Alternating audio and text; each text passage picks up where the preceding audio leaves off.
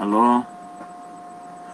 Olha, eu tô ligando aqui, já tá conectando aqui o outro equipamento já. Vamos ver se aparece aí.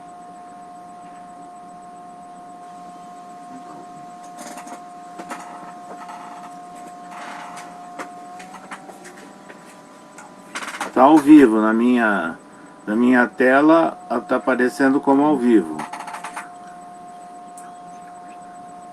Vocês estão vendo?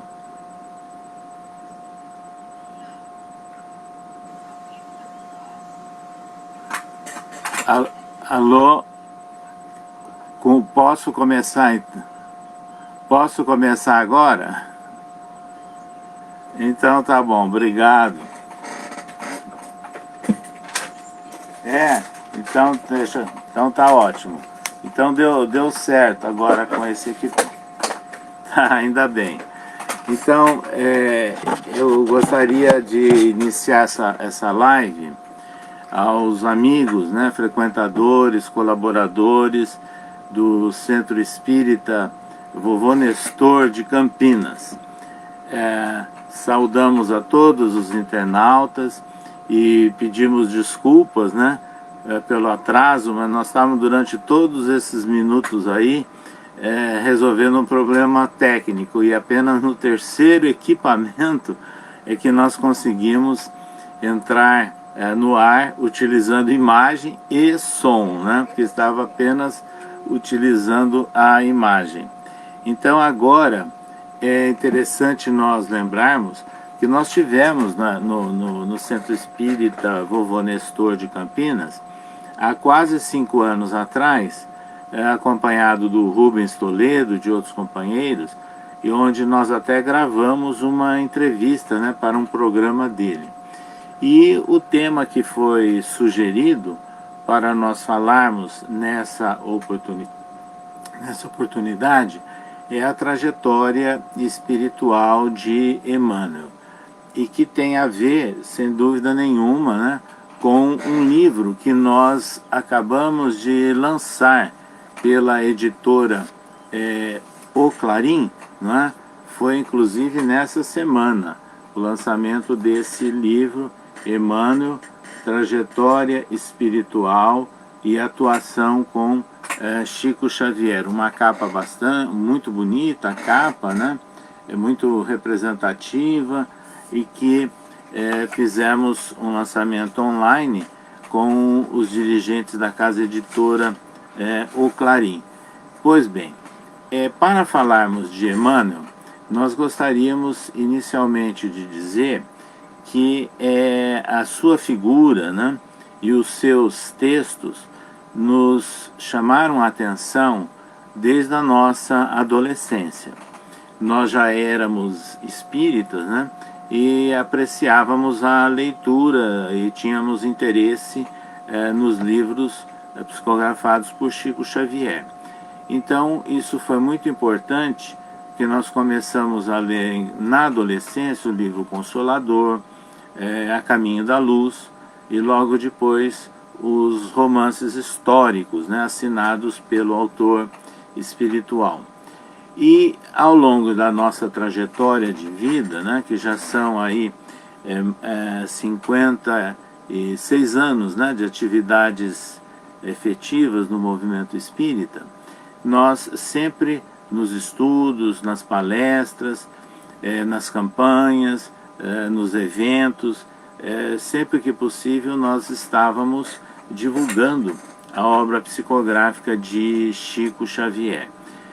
Culminou tudo isso no período em que fomos diretor da FEB e presidente da FEB, momentos em que nós coordenamos o projeto nacional, né, de comemoração do centenário de Chico Xavier em 2010, numa delegação que tivemos do Conselho Federativo Nacional da Federação Espírita Brasileira. E depois seguiram-se, né, vários momentos com repercussões de todas essas atividades, e onde um dos focos das nossas palestras estavam sempre voltadas a Emmanuel.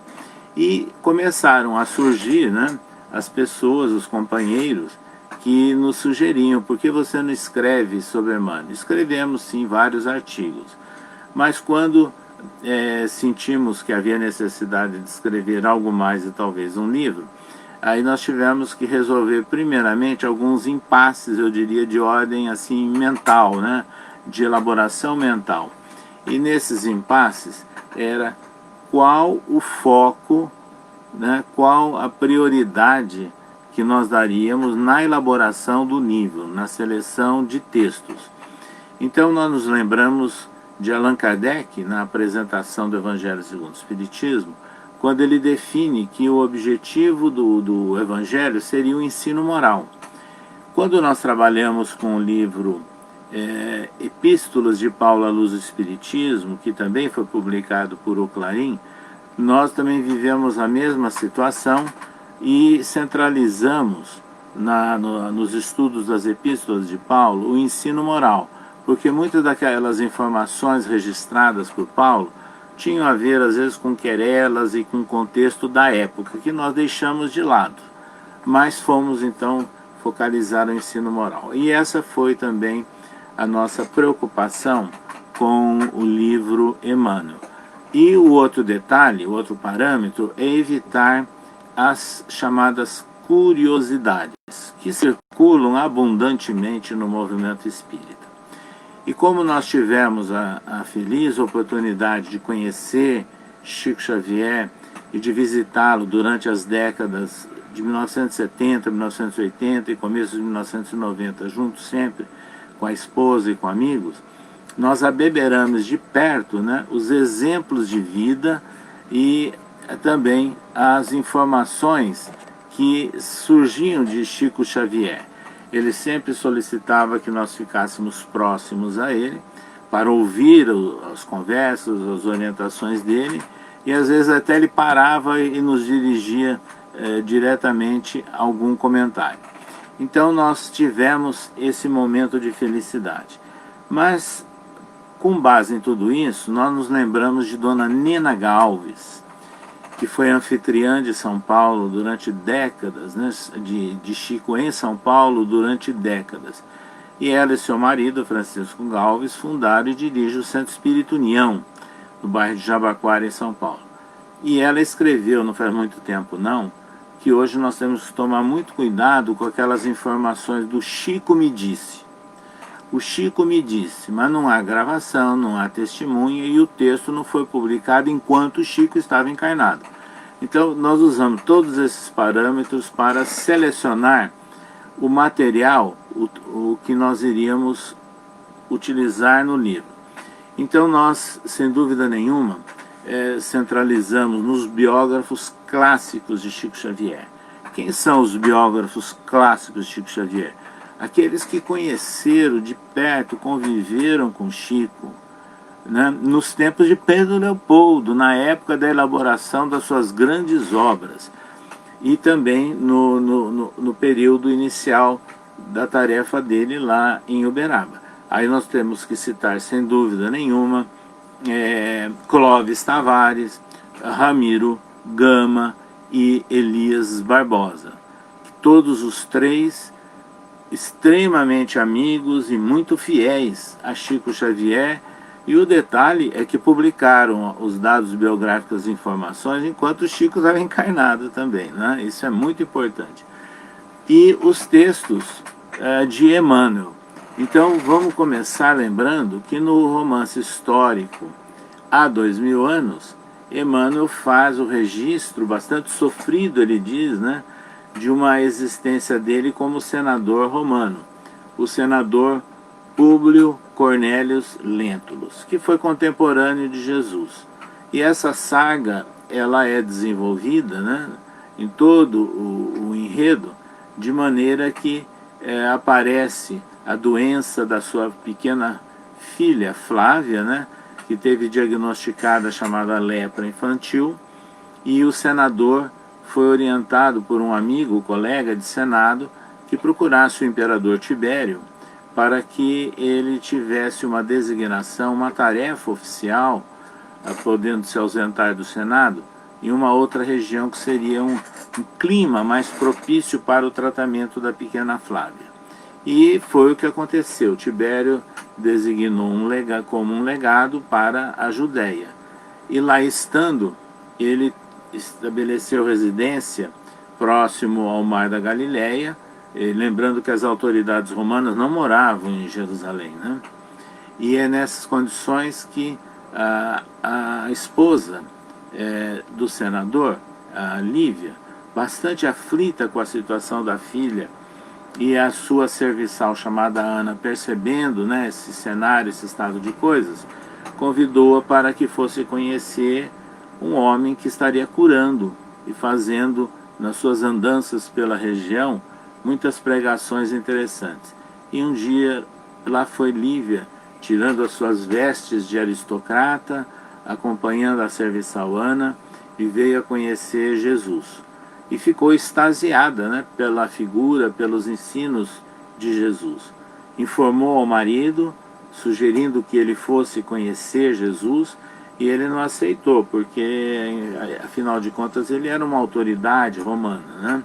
E ele próprio diz, bastante arrogante e orgulhoso, né? E não aceitou.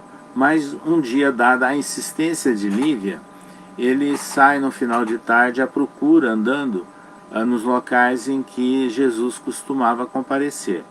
E de repente se vê frente a frente com Jesus. Aí é interessante que Jesus se dirige a ele: senador, por que me procuras? Não venha ao encontro do homem de estado superficial e orgulhoso. Venho atendendo aos clamores de um coração materno. A sua filha será curada. E aí Jesus faz um convite a ele, né, para que ele mudasse a sua maneira de agir e de pensar, porque ele poderia passar por séculos, né, de atribulações. O senador Públio Lentulus não aceitou o convite de Jesus. Eles, logo uns tempos depois, retornaram a Roma. Efetivamente, a pequena Flávia foi curada.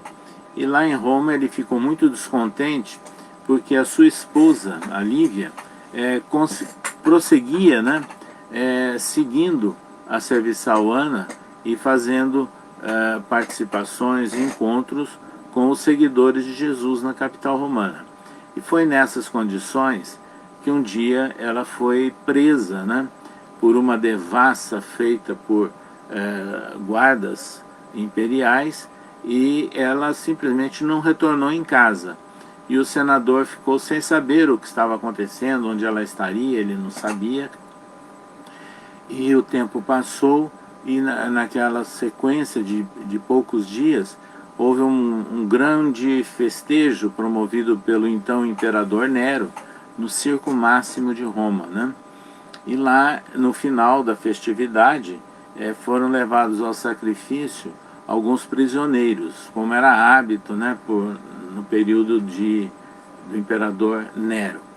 E o senador Públio Lentulus, como ex-cônsul, né, porque ele foi um cônsul suffectus, conforme estudos históricos que foram feitos, independente dos registros do livro há 2000 anos, ele tinha a prioridade de estar no mesmo palanque junto com o imperador. E depois dos sacrifícios, né, ele viu, chamou a atenção dele, que havia numa pequena distância, ali no gramado, um camafeu. E ele pediu para um funcionário pegar o camafeu e identificou que era o camafeu da família dele e que era utilizado por Lívia. Então ele veio aí a descobrir, né, saber todos os detalhes, que ela havia sido sacrificada na frente dele, né, numa festividade na época oficial. O tempo passou, muitos problemas, né, foram acontecendo na vida de Públio Lentulus em função desse, entre aspas, complexo de culpa que ele passou a nutrir pela perda da esposa Lívia. E ele conta numa mensagem que não está no livro há 2000 anos, mas está no livro assinado por Clóvis Tavares, Amor e Sabedoria de Emmanuel, que foi publicado pela editora Calvário de São Paulo no ano de 1970. e com todo o apoio e autorização de Chico Xavier. E ali Clóvis Tavares incluiu uma mensagem assinada por Emmanuel, psicografada por Chico em 1940, quando ele conta o seguinte detalhe: o senador estava um dia saindo por um dos portões de Roma, que a cidade era murada, e em direção à porta Ápia.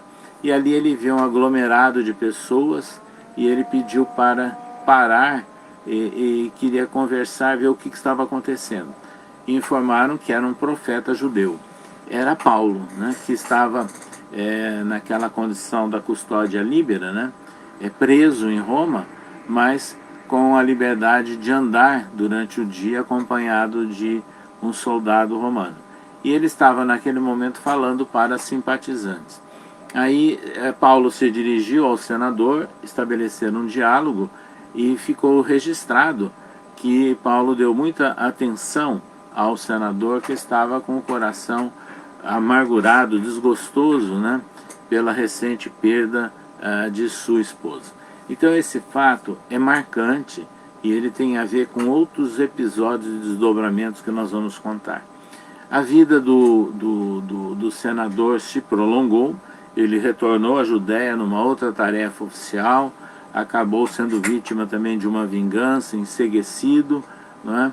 Anos depois, ele estando em Roma, ele começa a se interessar finalmente pelos ensinos de Jesus, né? Orientado pela serviçal Ana, já idosa, e a filha adulta, né? Flávia. E eles estavam numa propriedade da família em Pompeia, em outubro do ano 79 da nossa era, quando irrompe a famosa e histórica erupção do Vesúvio. Todos desencarnam, né? E no romance Emmanuel relata que o senador, no mundo espiritual, foi recebido por Lívia, né?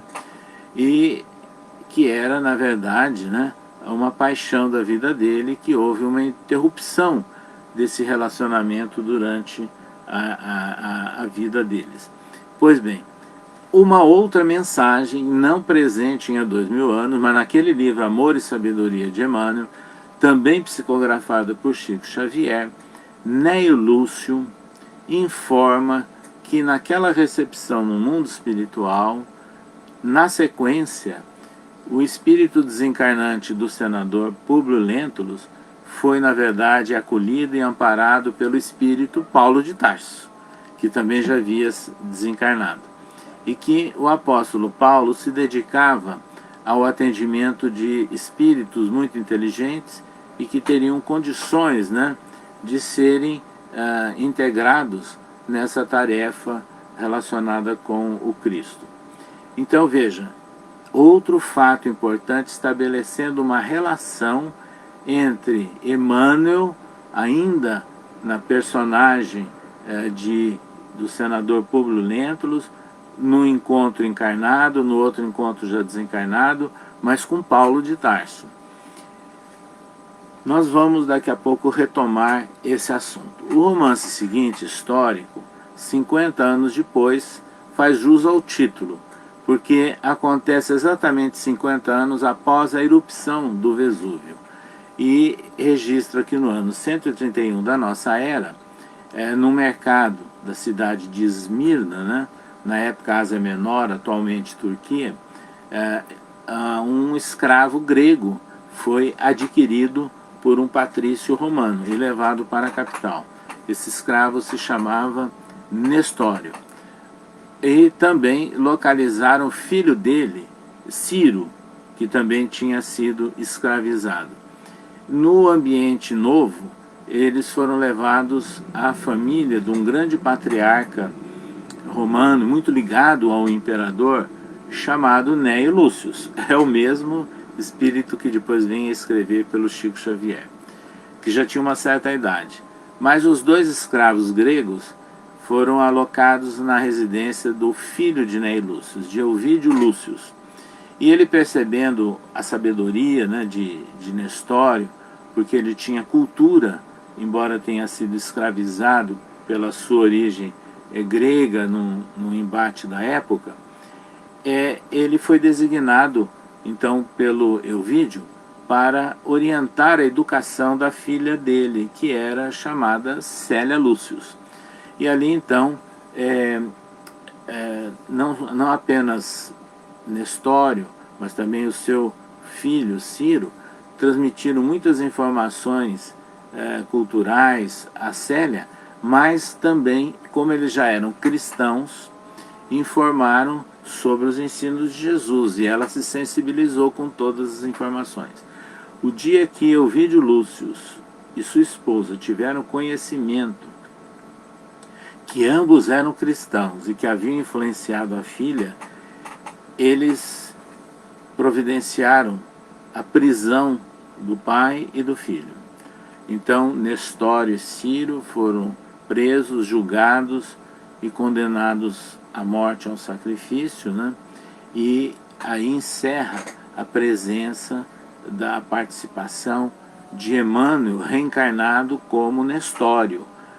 Emmanuel reencarnado como um ex-escravo grego com bastante cultura. E segue toda a epopeia vinculada à vida missionária de Célia, que no momento não nos cabe em detalhar.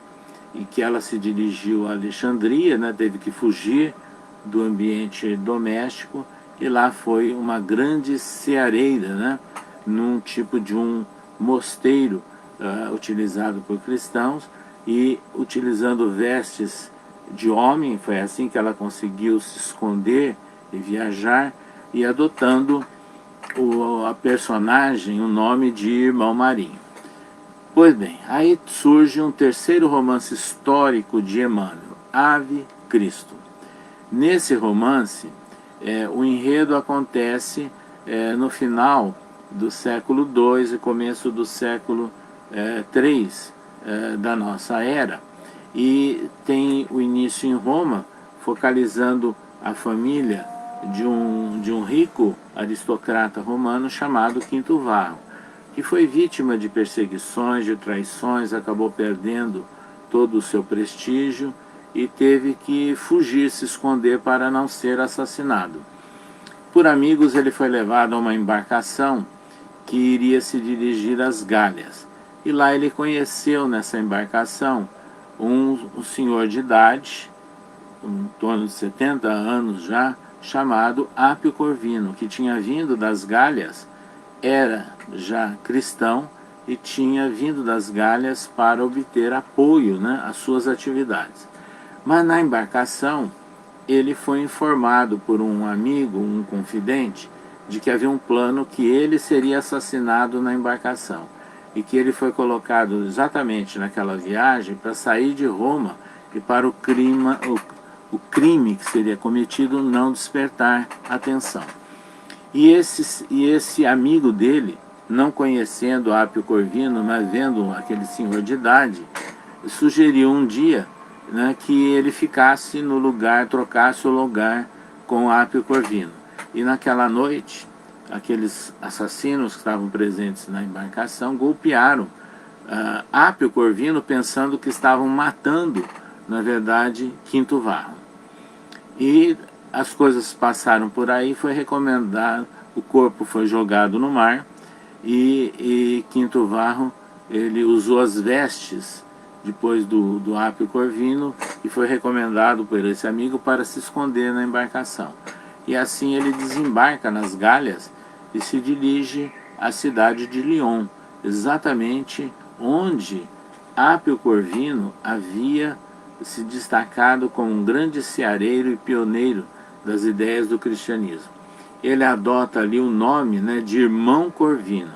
Então, do antigo aristocrata romano, agora era um homem simples, Irmão Corvino, convivendo com cristãos pobres, mas muito dedicados, ligados à igreja de São João, que estava surgindo ali em Lyon.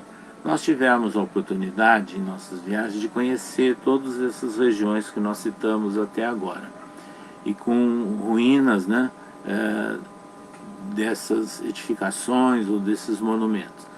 Acontece que logo depois chega na cidade de Lyon o filho de Quinto Varro, vindo de Roma, e que tinha agora uma tarefa, né, junto à comunidade romana, que era florescente na cidade de Lyon. O jovem era o Tassiano Varro.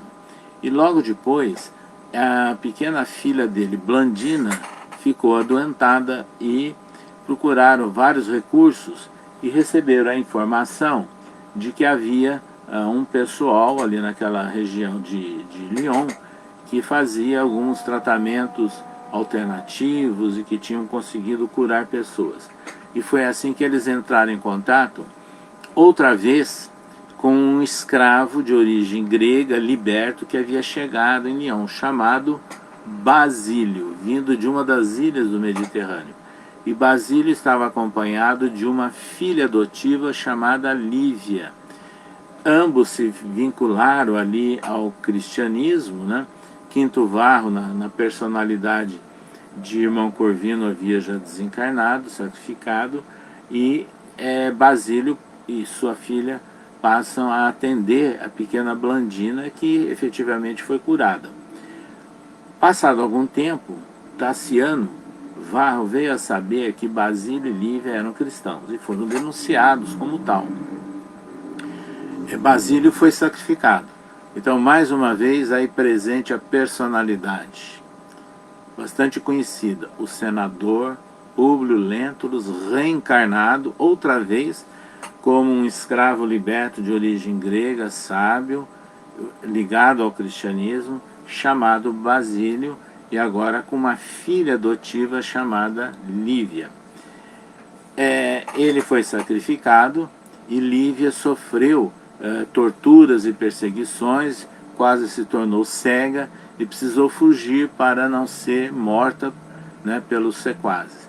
E foi justamente para aquela direção, na direção a Roma, se estabelecendo ao sul de Roma, na Campânia, né, próximo à cidade de Nápoles.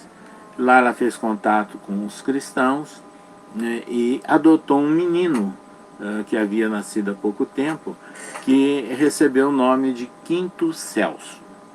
Aí Emmanuel descreve e informa que esse menino, Quinto Celso, adotado por Lívia, era na verdade a reencarnação do patrício Quinto Varro, que usou na verdade, né, o nome de irmão Corvino.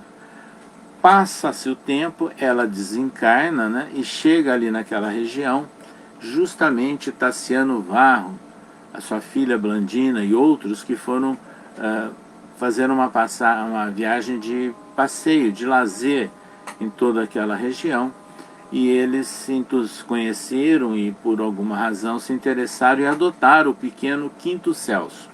Retornaram a Lyon, não é? E algum tempo depois Tassiano Varro sofreu um revés político, financeiro, e perdeu tudo e precisou ir procurar uma filha que estaria morando em Roma. Ao localizar a filha, e ele levou junto o garoto adotivo, o Quinto Celso.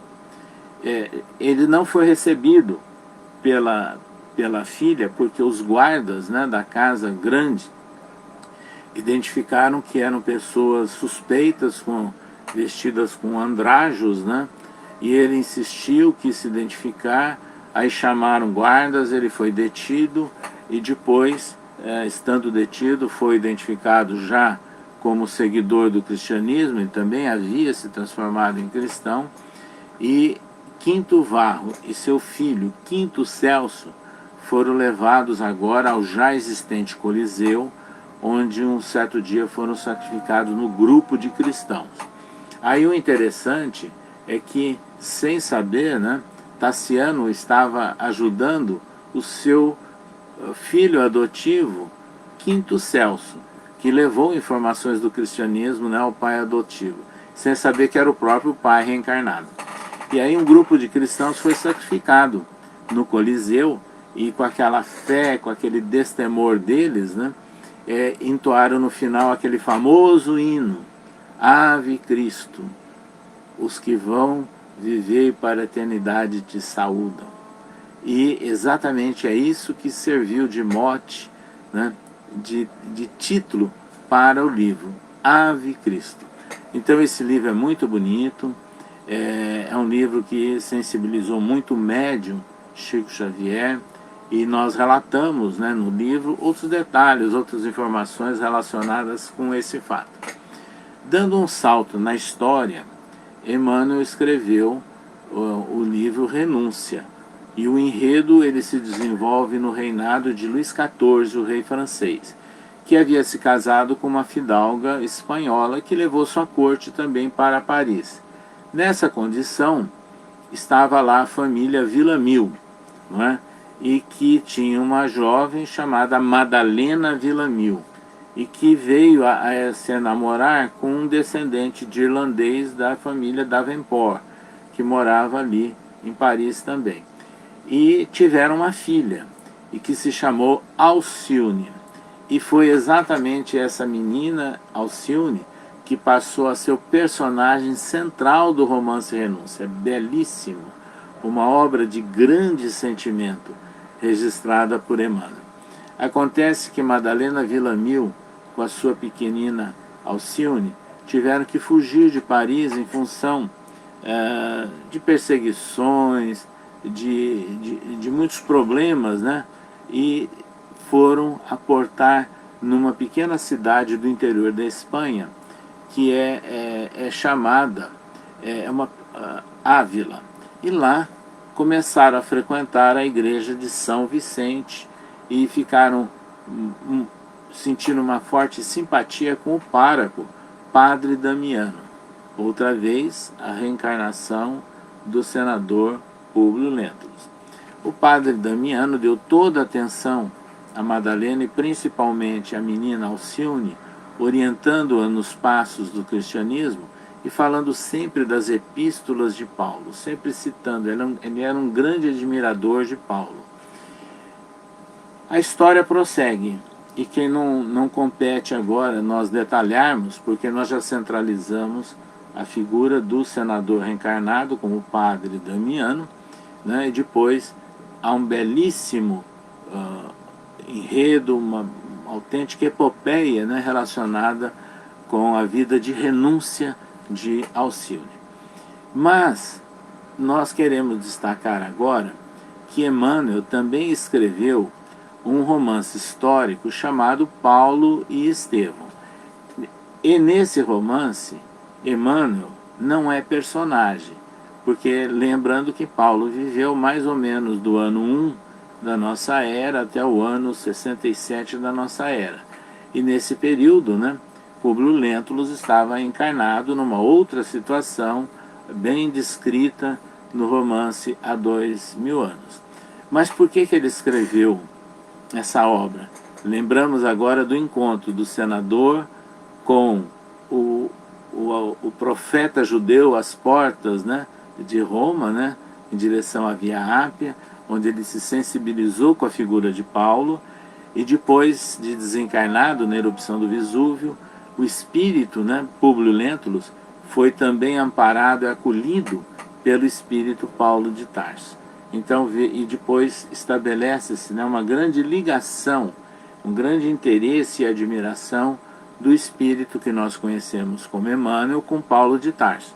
Então, quando ele escreve Paulo e Estevão, ele está fazendo essa homenagem, essa recuperação de gratidão, né, com esse espírito.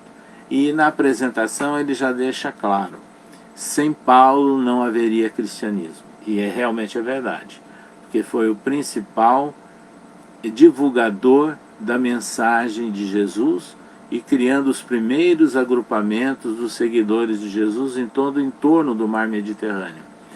E Estevão foi aquele jovem, né, que provocou a ira do então doutor Saulo de Tarso e que foi levado ao sacrifício.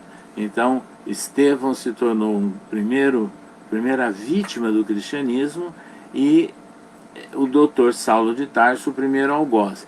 Agora eles estavam unidos, e Emmanuel descreve isso no romance, porque que eles estavam unidos, né, para a elaboração das epístolas, inclusive, e essa é a razão do romance chamar Paulo e Estevão, porque Emmanuel também escreveu, sem Estevão não haveria Paulo. Então, o Estevão foi aquela pedra de tropeço, aquele momento, né, que sensibilizou, amargurou e mais tarde contribuiu para a conversão do antigo doutor da lei. E o interessante é que tudo isso começa agora a se completar, a convergir para um outro episódio da trajetória de Emmanuel. E essa outra trajetória está muito bem descrita naquele livro de Clóvis Tavares que nós citamos, Amor e Sabedoria de Emmanuel, primeira edição, 1970, em São Paulo, com todo o apoio de Chico Xavier. E ali tem os depoimentos de Chico de que o senador Publio Lentulus reencarnou e viveu na personagem do Padre Manuel da Nóbrega. Então é o primeiro registro sobre isso, e que foi o fundador da cidade de São Paulo. E o interessante é que isso, Chico não apenas dá essas informações que foram registradas por Clóvis Tavares em 1970.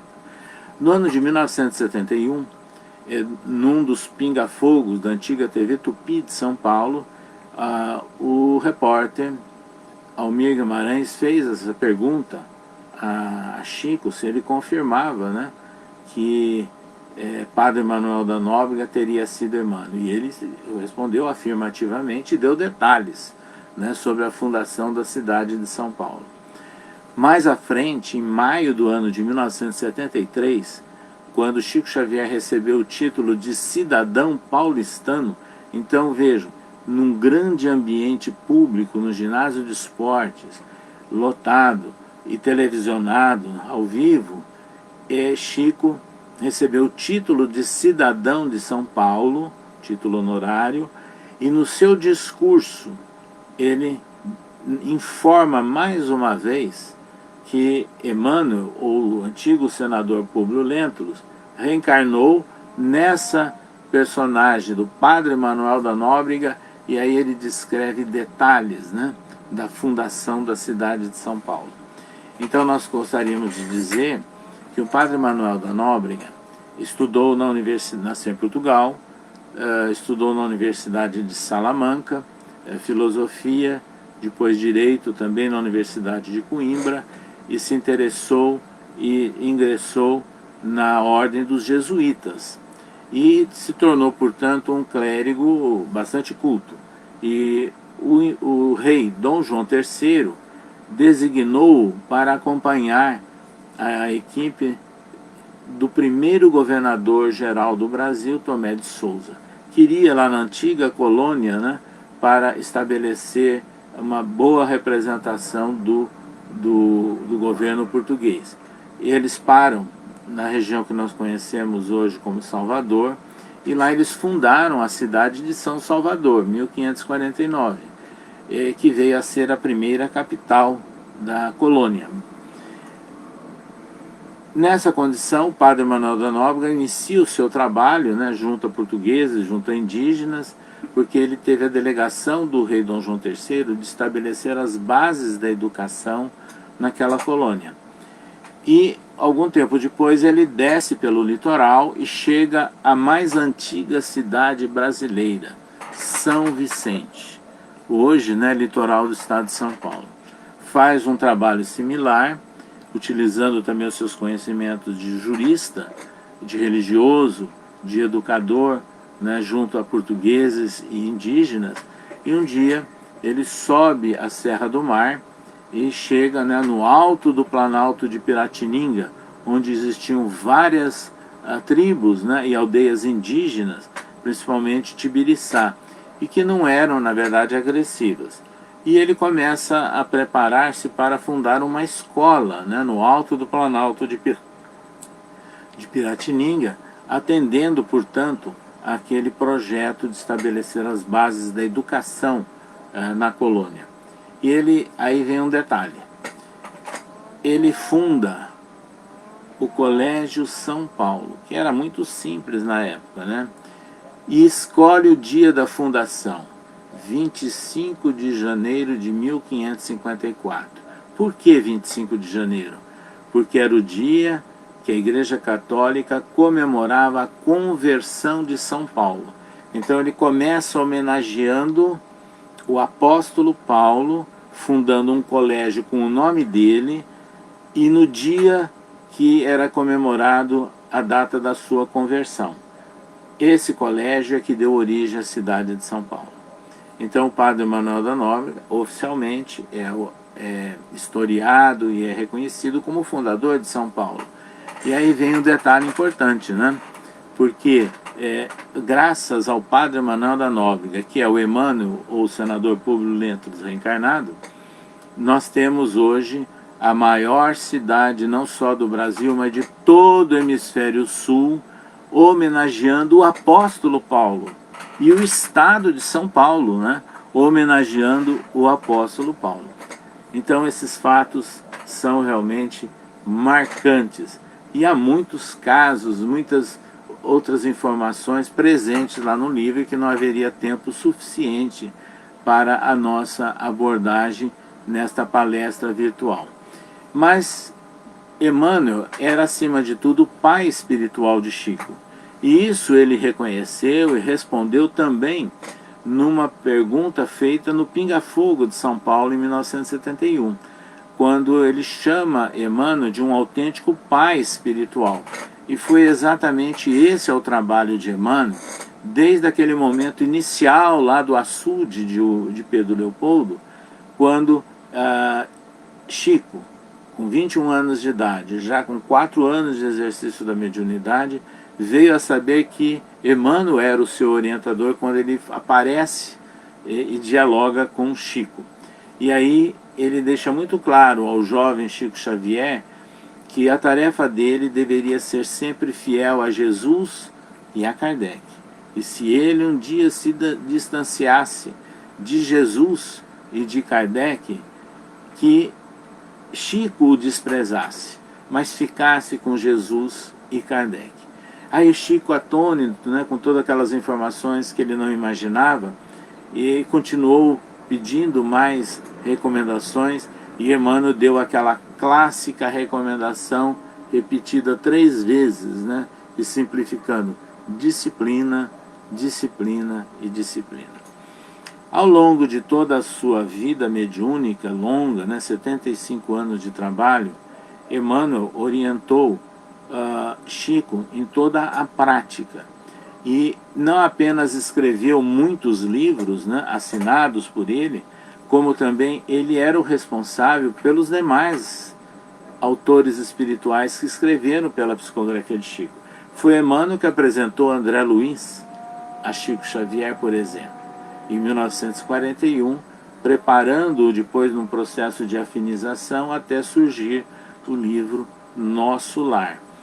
Emmanuel escreveu obras de alta envergadura para nós e marcantes na história do espiritismo brasileiro, porque então vamos lembrar aqui que quando Chico Xavier ele estava passando por momentos de grande projeção de seu nome, né, bastante lembrado em toda parte, e nessas condições ele estava sendo vangloriado, muitos espíritas passavam agora a admirar a sua obra e até a dizer que agora não era tão necessário nós estudarmos Kardec, bastava ler as obras de Chico Xavier. E foi aí exatamente, né, por ocasião do centenário do aparecimento do Espiritismo, então no final, segunda parte dos anos 1950, que Emmanuel deu uma resposta à altura.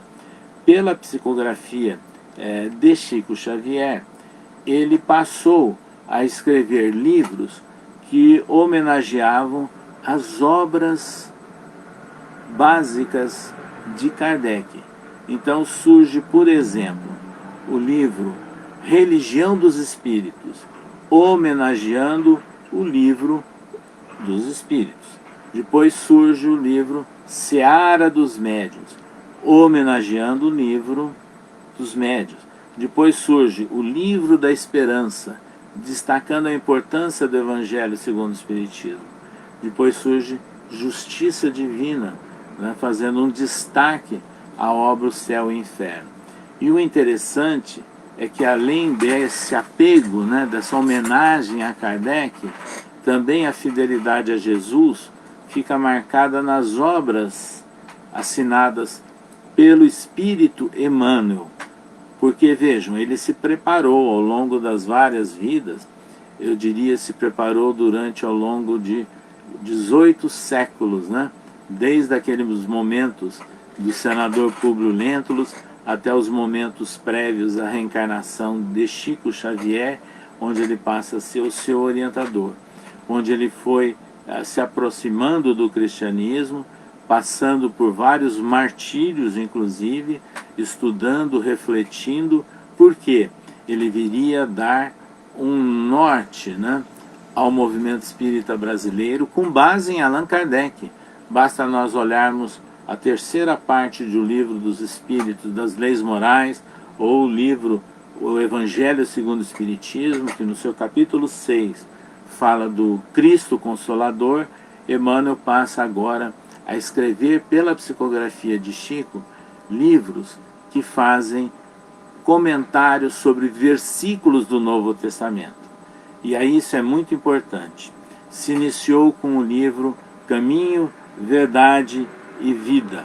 E é nessas condições é que nesse livro Caminho, Verdade e Vida, ele escreve comentários sobre as epístolas, né, de Paulo, sobre os textos do Novo Testamento em geral, e vai prosseguindo com os outros livros.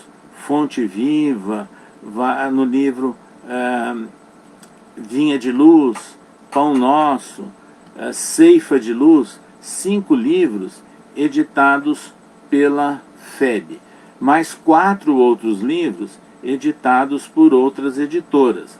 Então é o caso de Bênção de Paz, né, editado pelo GEM. Os livros que nós citamos, por exemplo, agora há pouco, né, em homenagem ao Evangelho segundo o Espiritismo, publicado pela Comunhão Espírita Cristã de Uberaba. Depois, Palavra de Vida Eterna, também pela Comunhão Espírita Cristã de Uberaba. E Segue-me pela editora O Clarim. Então esses 9 livros, quando nós somamos, são cerca de 1.300 capítulos, ou seja, 1.300 comentários de versículos do Novo Testamento. E quase um terço relacionado com as epístolas de Paulo. Então, mais uma vez, a questão da ligação, do respeito, da admiração, né, que o Emmanuel sempre registrou com relação ao apóstolo Paulo. Então, essas obras de Emmanuel, elas permitem a compreensão do Novo Testamento à luz do Espiritismo. Então nós recomendamos a todos vocês que leiam essas obras, que estudem, né, complementando o estudo do Livro dos Espíritos, do Evangelho segundo o Espiritismo, com essas obras que nós citamos de Emmanuel, que homenageiam a codificação, e diretamente nessas 9 obras, né, que fazem aí o estudo do Novo Testamento.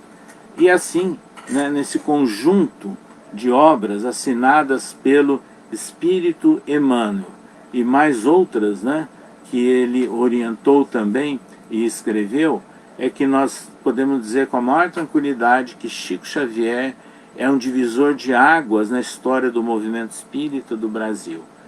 Existe um movimento antes e um movimento espírita depois de Chico Xavier.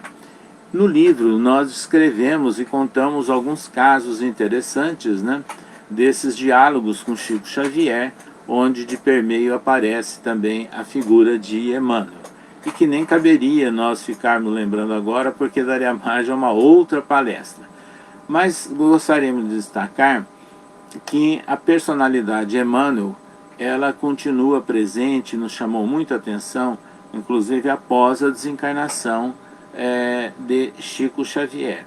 Em função das tarefas, dos compromissos que nós assumimos como diretor da FEB, depois presidente da FEB e membro da Comissão Executiva do Conselho Espírita Internacional, nós fizemos viagens por todo o Brasil e por vários países, e sempre procurando divulgar as obras psicográficas de Chico e também especificamente as de Emmanuel.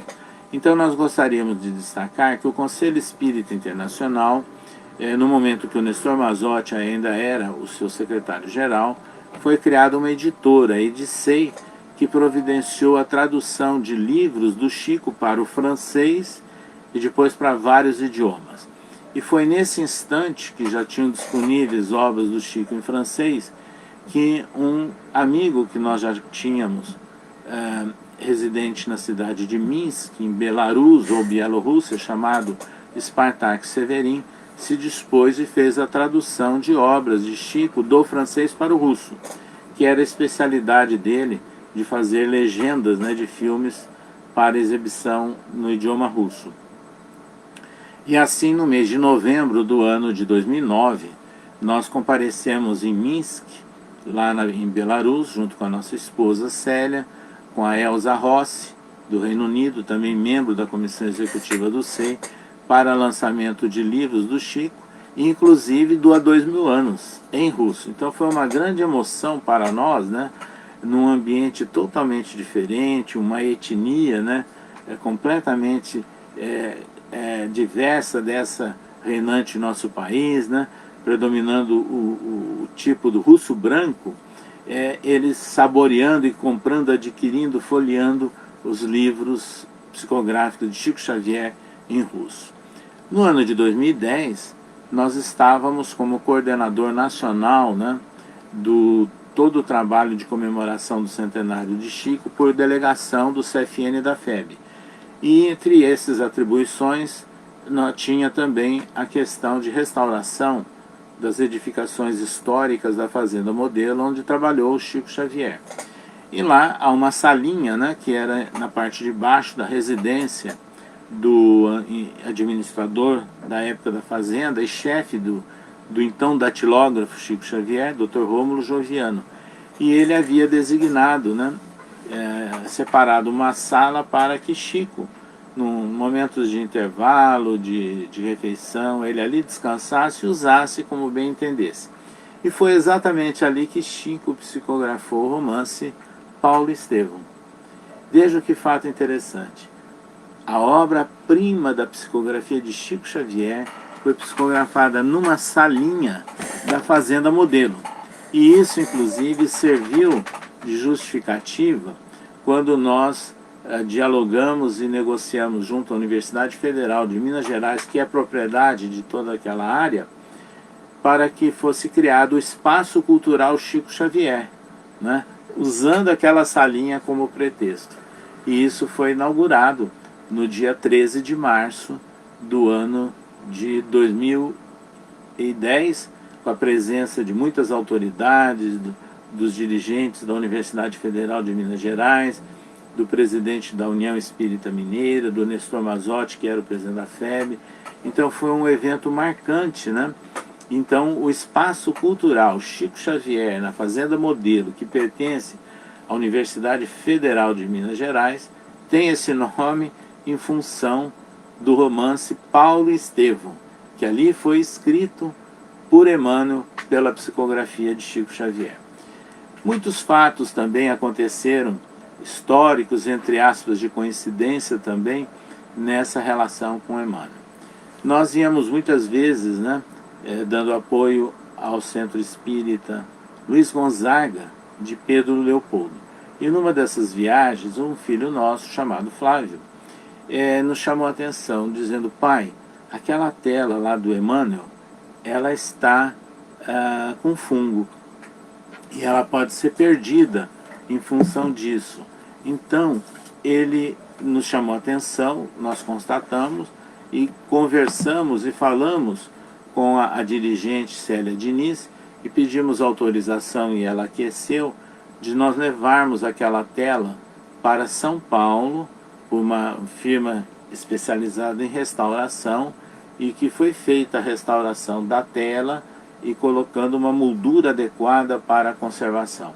Essa figura, e que foi transformada, inclusive, foi transformada aqui em marca-texto da editora O Clarim, exatamente essa imagem bastante conhecida.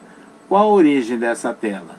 Ela foi pintada em 1947 em crayon por um artista de Belo Horizonte chamado Delpino Filho, e que ia muitas vezes a Pedro Leopoldo e, ouvindo a descrição de Chico, ele começou a retratar Emmanuel. E muitas vezes Chico corrigia, não é bem esse detalhe, e ele fazia de novo. Então essa tela nós devolvemos ao Centro Espírita Luiz Gonzaga, perfeitamente restaurado, no dia do aniversário de Chico, 2 de abril do ano de 2014. E nesse momento foi feita uma pequena cerimônia e compareceu a filha do artista, a dona Kiva, né? Filha de Delpino Filho. E um neto também esteve lá presente. Então vejam, são momentos, situações assim muito interessantes, né? Que nós tivemos a oportunidade de viver, onde nós resumimos nesse livro Emmanuel, Trajetória Espiritual e Atuação com Chico Xavier.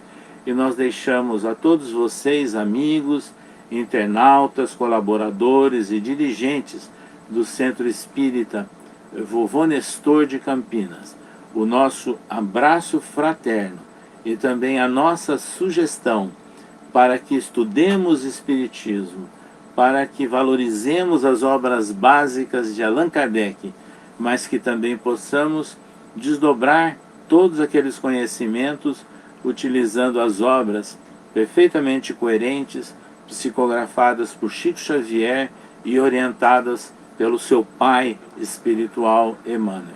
Aí está, portanto, a nossa homenagem, né, a Chico Xavier e ao Emmanuel, nesse momento em que nos dirigimos a todos vocês da casa do Centro Espírita Vovô Nestor de Campinas. O nosso grande abraço a todos e o nosso muito obrigado e um bom dia a todos vocês.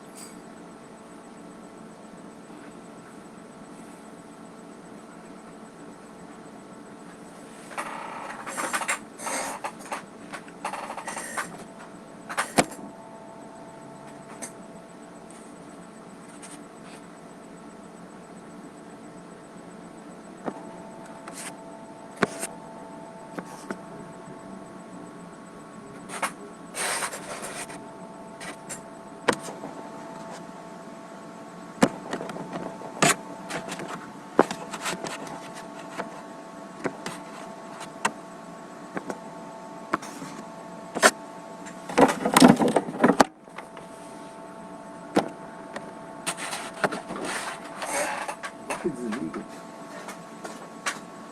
Encerrar o vídeo. Falei, não, isso é um computador.